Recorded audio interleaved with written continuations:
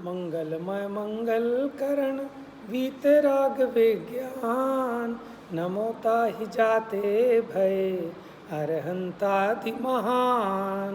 करि मंगल करि हो महा ग्रंथ करण को काज, जाते मिले समाज सब पावे निज पद राज।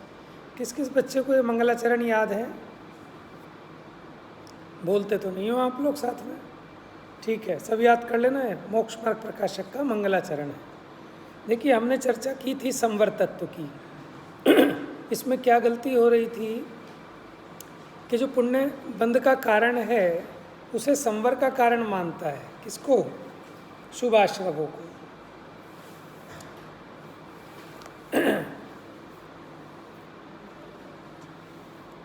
पर एक ही कारण से पुण्य बंध और संवर दोनों कैसे हो सकते हैं? गुप्ती में मन से पाप चिंतन नहीं करना, वचन से नहीं बोलना, काया की चेष्टा नहीं करना, इतने मात्र को गुप्ती मानता है। लेकिन वीतराग भाव होने पर मन वचन काय की चेष्टा ना हो, कब? वीतराग भाव होने पर। वो सच्ची गुप्ती है, उसकी खबर नहीं है। इसी प्रकार यत्नाचार प्रवृत्ति को समिति मानता है, पर उसे ये नहीं पता कि हिंसा के परिणामों से डैश होता है, और रक्षा के परिणामों से डैश कहोगे तो डैश किससे होगा? Raise your hands. हिंसा के परिणामों से बताओ बेटा। अपूर्वी, बैठे बैठे। हाँ सुनो बेटा, हिंसा के परिणामों से पाप होता है, फिर रक्षा के परिणामों से डैश कहोगे, क्या कहोगे मिताली? हाँ, रक्षा के परिणामों से संवर कहोगे तो डैश किससे होगा? पीछे अक्षिता, अंशिता, अंशिका, अक्षिता यहाँ है, अंशिता बताओ। हाँ, माने अगर रक्षा के परिणामों से संवर कहोगे तो फिर पुण्यबंध किससे होगा? बात समझ में आ रही है आपको? क्योंकि वो शुभ भाव को, रक्षा के परिणामों को संवर समझ लेता है, तो फिर पुण्यबंध का कारण तो कुछ बचेगा ही नहीं। तो फिर संवर किससे होता है कि ना रक्षा का परिणाम हो ना हिंसा का परिणाम हो, सहज वीतराग भाव हो। बेटा क्यों डिस्टर्ब हो रहे हो? देखो किताब में अब क्या होता है। मुनियों के, देखो बेटा देख लो फटाफट। मुनियों के किंचित राग होने पर गमन आदि क्रिया होती है। मुनियों के थोड़ा राग है ना, माने छठे गुण स्थान में आए तो ऐसे शुभ राग है तो उपदेश, विहार, इस प्रकार की क्रियाएं होती हैं। वहाँ उन क्रियाओं में डैश के अभाव में, क्या कहा? वहाँ उन क्रियाओं में डैश के अभाव में डैश रूप प्रवृत्ति नहीं होती। अति आसक्ति के अभाव में प्रमाद रूप प्रवृत्ति नहीं होती। क्या कहा? उन्हें तीव्र आसक्ति नहीं है ना, इसलिए प्रमाद रूप प्रवृत्ति नहीं होती। तथा अन्य जीवों को दुखी करके अपना प्रयोजन, माने गमन आदि प्रयोजन नहीं साधते, इसलिए स्वयमेव दया पलती है। ये प्रश्न दूंगा कि मुनियों के स्वयमेव दया पलती है, स्पष्ट करें, लिख लो। और ये फिल इन द ब्लैंक्स ऐसे बन बन के आएंगे, अच्छे से आप पढ़ना इनको, किताब को, ठीक है? मुनियों के स्वयमेव दया पलती है, स्पष्ट करें। इन पे एक एक पे बनेगा क्वेश्चन कि सच्ची गुप्ती क्या है। मुनियों के स्वयमेव दया पलती है, स्पष्ट करें। अगला देखिए, नेक्स्ट पॉइंट। बंध आदि के भय से, स्वर्ग मोक्ष के लोभ से क्रोधादि ना करे। देखो वो क्रोध नहीं करता, क्यों? कि कर्म का बंध हो जाएगा या फिर मुझे स्वर्ग और मोक्ष नहीं मिल पाएगा। दो बातें बताई। बंध आदि के भय से स्वर्ग मोक्ष के लोभ से। क्रोध आदि ना करे, ना करे माने व्यक्त नहीं करता, वचन से काया से क्रोध रूप प्रवृत्ति दिखाई नहीं देती। क्रोध आदि का अभिप्राय मिटा नहीं। प्रश्न लिखो।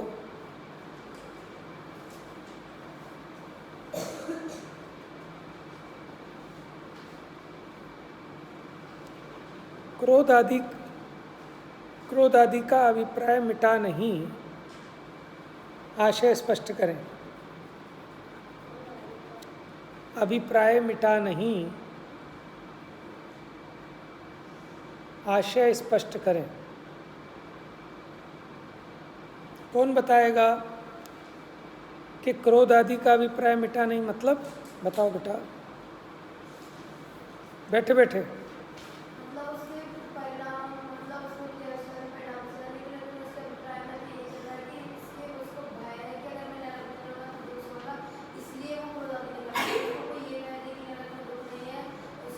Very good.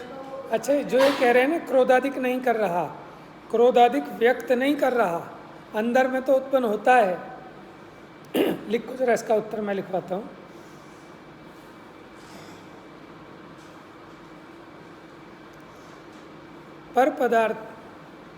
पर पदार्थ में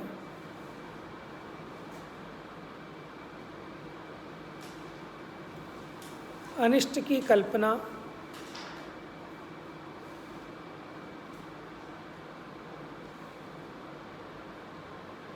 ही क्रोध है। फिर अगर क्रोधाधिक लिखेंगे तो उसमें सब आ जाएंगे। फिर उसमें लिख देंगे पर पदार्थ में इष्ट अनिष्ट की कल्पना, वही तो क्रोधाधिक है। क्योंकि भीतर में ये बुरा है, ये भला है, ऐसा तो मान ही रहा है ना पर पदार्थों में। इसलिए अभिप्राय में उसके राग द्वेष तो बसे ही हैं। अभिप्राय में क्रोधाधिक मिटे नहीं हैं। क्योंकि जब तत्व ज्ञान के बल से कोई पदार्थ ना तो इष्ट लगे, लिखना नहीं है, आपको समझा रहा हूँ बस, लिखना तो उतना सही है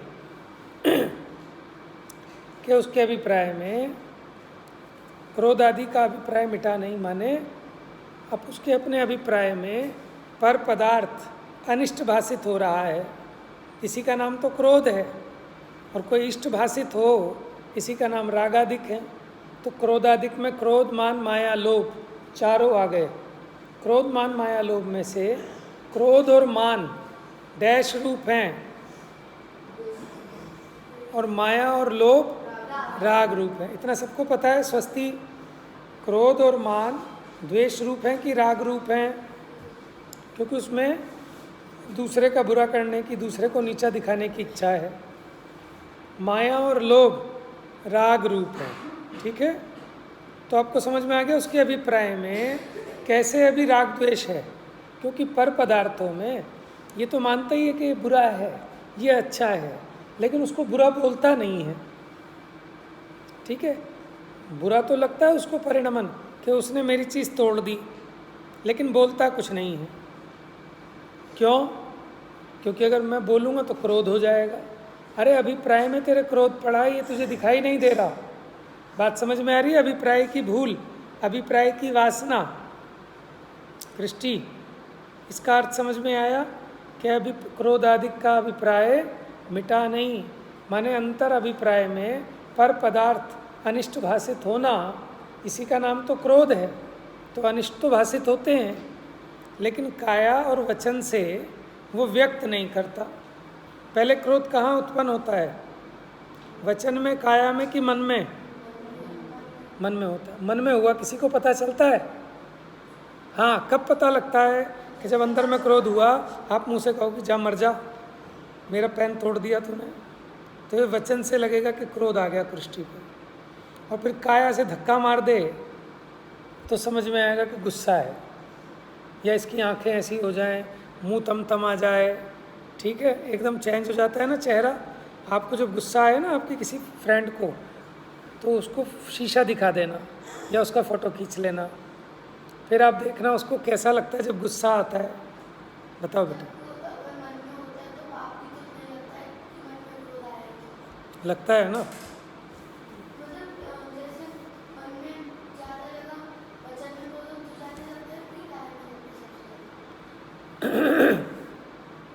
आप बताना बेटा।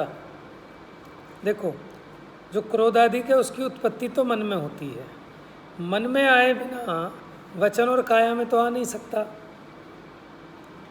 जिसके वचन और काया में आ गया, इसका मतलब उसके मन में तो आया ही है। ऐसा तो हो नहीं सकता कि मन में उत्पन्न ना हो और वचन से आप गालियाँ बको किसी को। ऐसा हो सकता है? नहीं हो सकता ना। अच्छा, एक बात और देखो, अब आप बताना, आपके मन में क्रोध उत्पन्न हुआ और आपने वचन से भी गाली दे दी, काया से भी पीट दिया।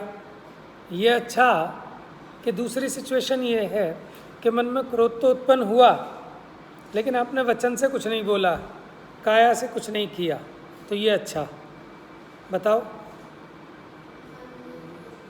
कि कम से कम वहीं आया, वहीं रोक लिया, इसका मतलब उसके क्रोध में कुछ मंदता है। अगर क्रोध तीव्र आया होता ना मन में, तो वचन में भी आता और काया में भी आता। कई बार ऐसा होता है ना, आपका छोटा भाई बहन हो तो आपको गुस्सा आ गया उसकी किसी हरकत पे, तो आप पहले कुछ नहीं बोलते, न मारते, फिर 2-3 बार बार बार वही गलती करता है, फिर आपका अंदर में गुस्सा बढ़ जाता है, फिर आप मुंह से बोलने लगते हैं, है ना, और फिर और बढ़ जाता है, तो आप काया से भी काम कर देते हैं। तो वचन और काया में जब हिंसा आई, इसका मतलब मन में बहुत तीव्र हो गई, रुक नहीं पाई। बात समझ में आ रहा है?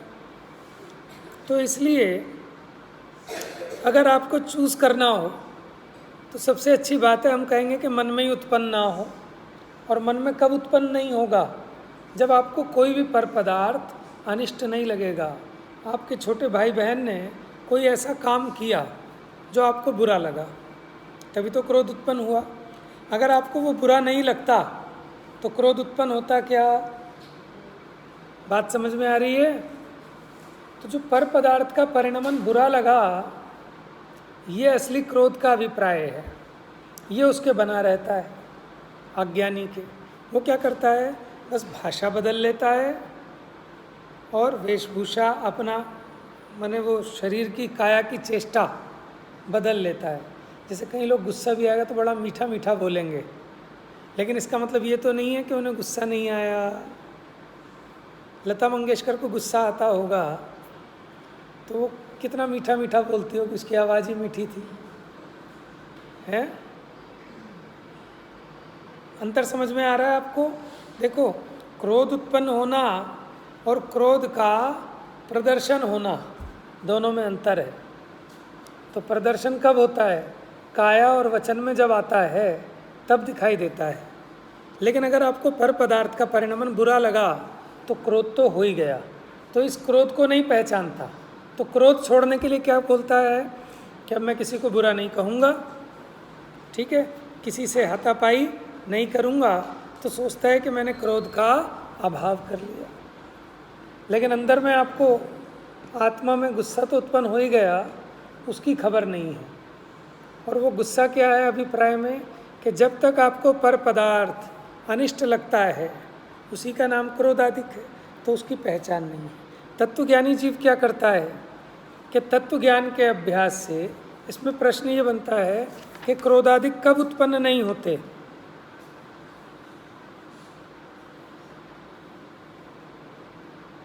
लिखो, क्रोधाधिक कब उत्पन्न नहीं होते?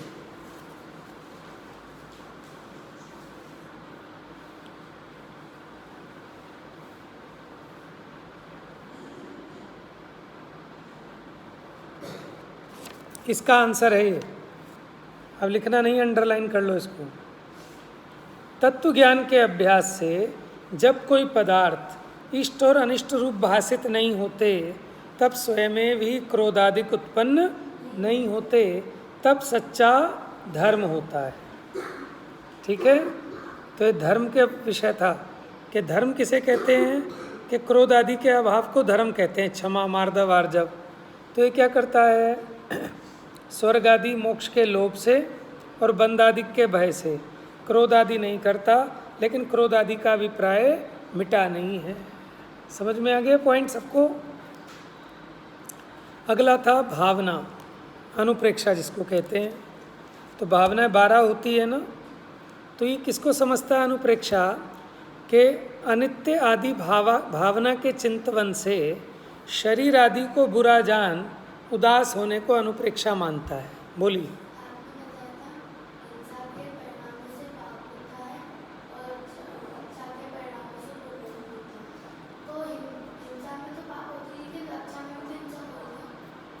यस, हाँ। कौन सी हिंसा हो रही है रक्षा के परिणामों में? तो रक्षा के परिणामों में हिंसा कैसे कह रहे हो आप? पहले तो आपको पता होना चाहिए जो आप प्रश्न पूछ रहे हो। हाँ बेटा, रिया बताओ। हाँ,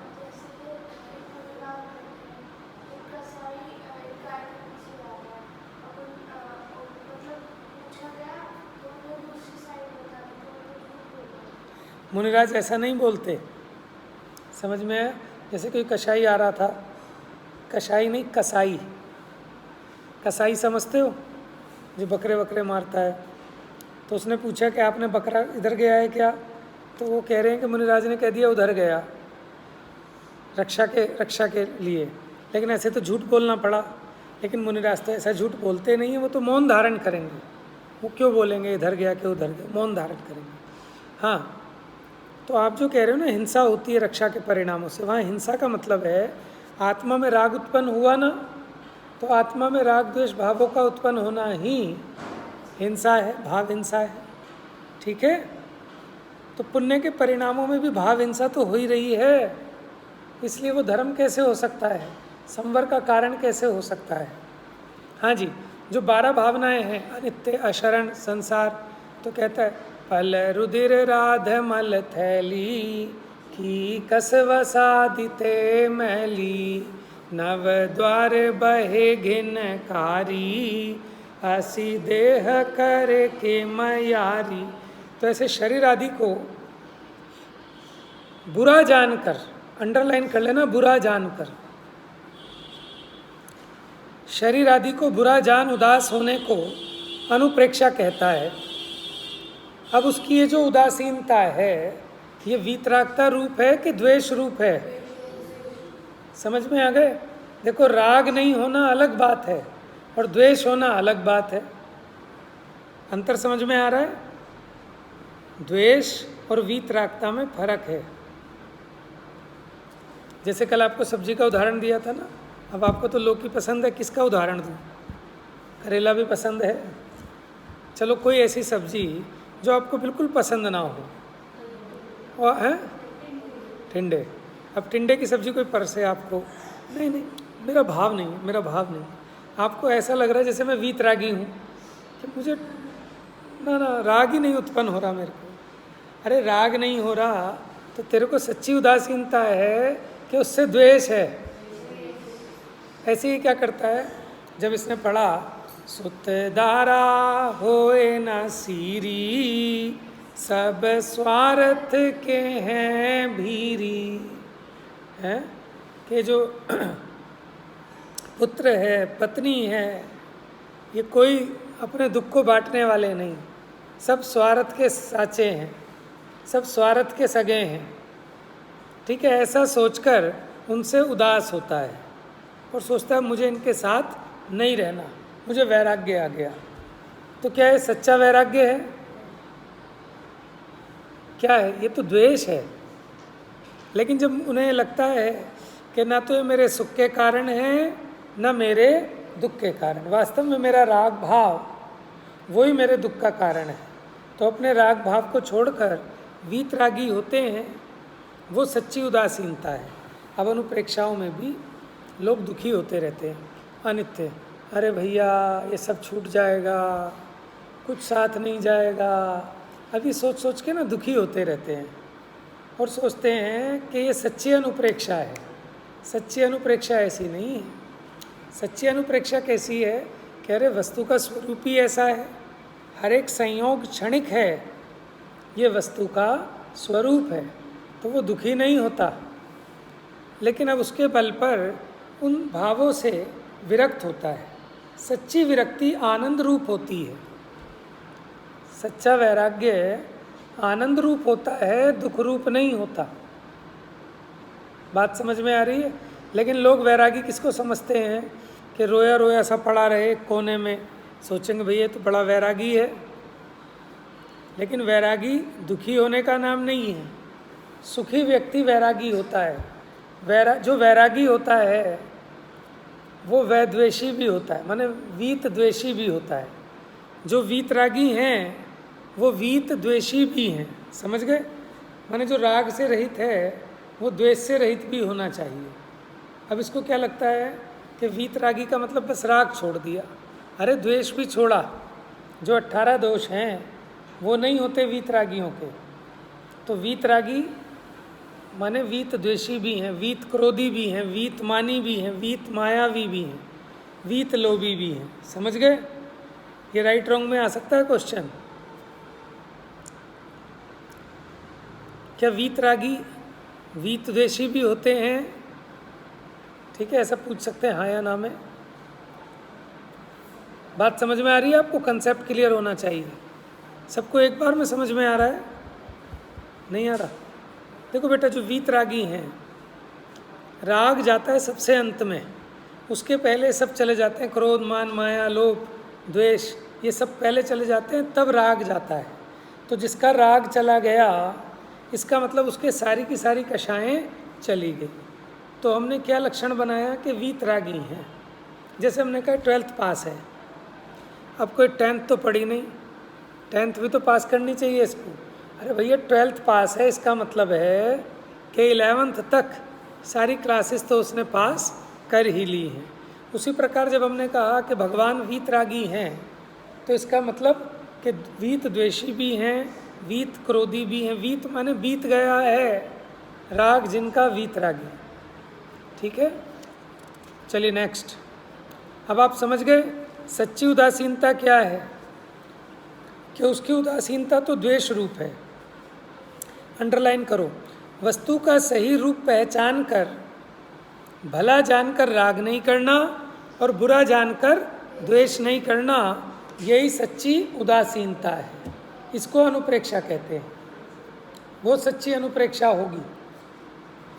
अब देखो, परिशयजय, क्षुधा आदि होने पर उसके नाश का उपाय नहीं करना, उसे परिशयजय मानता है।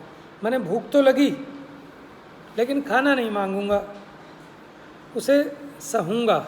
प्यास तो लगी लेकिन पानी नहीं मांगूंगा, उसको सहूँगा। इसको समझता है कि मैंने परिशयजय किया। लेकिन ये सच्चा परिशयजय नहीं है। सच्चा परिशयजय क्या है? देखो, अब इसके अंतर में तो क्लेश रूप परिणाम होते हैं, उन पर ध्यान नहीं देता। तो सच्चा परिशयजय क्या है?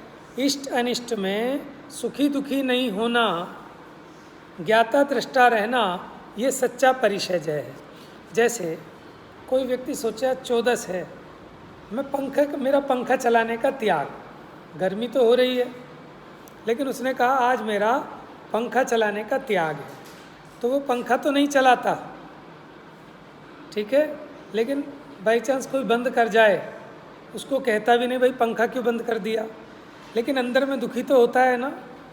बाहर में तो नहीं कहता कि पंखा चलाओ भाई, लेकिन अंदर में आकुलित तो हो रहा है गर्मी के कारण।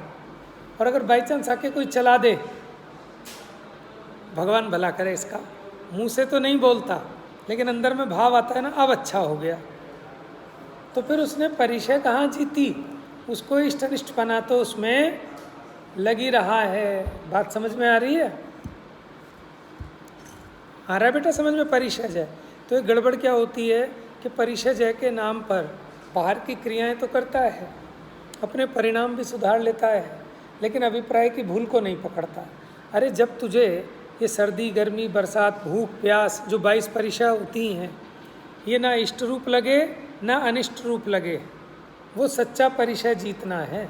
लेकिन तुझे अभी इष्ट अनिष्ट कल्पना तो चल रही है, लेकिन बाहर में उसका उपाय नहीं करता और ये सोचता है कि मुझको सच्चा परिशय जय हो गया। ये परिशय जय के संबंध में भूल हो गई। आगे आओ। हिंसा आदि के त्याग को चारित्र मानता है तथा महाव्रत आदि शुभ योग को उपादेय मानता है। समझ गए? हिंसा के त्याग को चारित्र समझता है, महाव्रत के ग्रहण को उपादेय मानता है शुभ परिणाम को, लेकिन तत्वार्थ सूत्र में आश्रव अधिकार में अणुव्रत महाव्रत को आश्रव रूप कहा है। जो अणुव्रत महाव्रत का भाव है शुभ भाव है ना, तो ये आश्रव रूप भाव है, वो उपादेय कैसे हो सकते हैं। अब इसमें प्रश्न बनेगा, लिखो।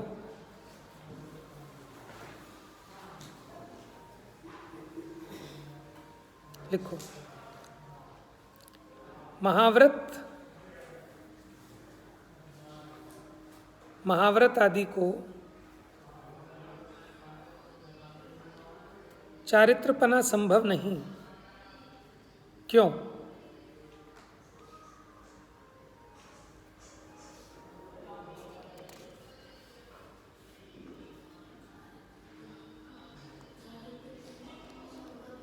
चारित्रपना संभव नहीं क्यों?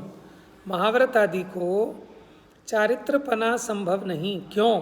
क्योंकि महाव्रत आदि भी आश्रव और बंध रूप भाव हैं। समझ गए? इतना सा आंसर।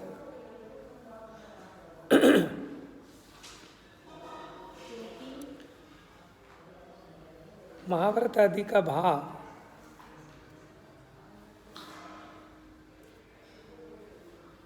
आश्रव रूप है, बंध का कारण है।